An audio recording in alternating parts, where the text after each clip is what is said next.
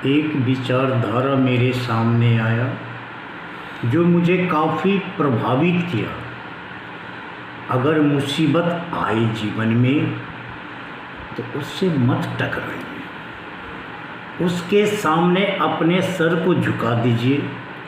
मुसीबत जिस रूप में रखे, जहाँ रखे, जिस हालत में रखे, उसको स्वीकार कीजिए। मुसीबत तो हवा का झोंका है, वो चला जाएगा, फिर आप पूर्वत जोते हुआ रह जाएगा। जिसने मुसीबत से टकराया वो चूर हो गया। मुसीबत से टकराया रावण, नाश हो गया। मुसीबत से टकराया कंस, नाश हो गया। मुसीबत से टकराया कंस, वो भी नाश हो गया। मुसीबत से टकराया हिरण्यकश्यपु, वो भी नाश हो गया।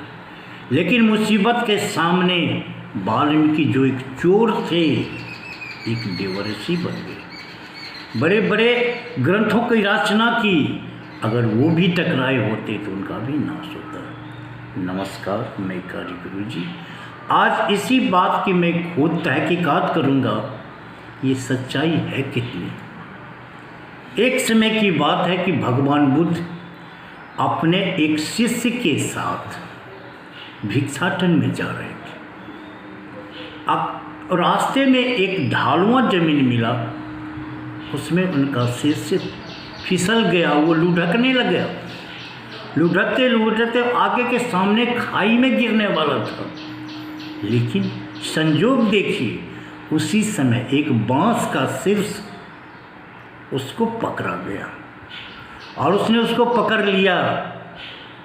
तो बांस का चरित्र देखिए, झुक गया, धनुष की तरह वो टूटा नहीं, जड़ से उखड़ा नहीं, लेकिन उसको बचा लिया।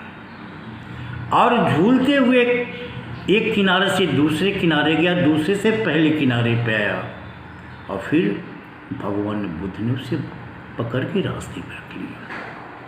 जब वो जा रहे थे रास्ते में, तो अपने शिष्य से पूछा कि बताओ, वो बांस का बीट तुम्हें क्या सिखाया?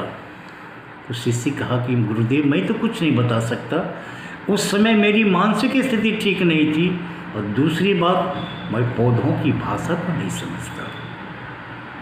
तो तथागत ने बोला, उसे तुम गौर से देखो, उसने तुम्हारी जिंदगी को बचा दी।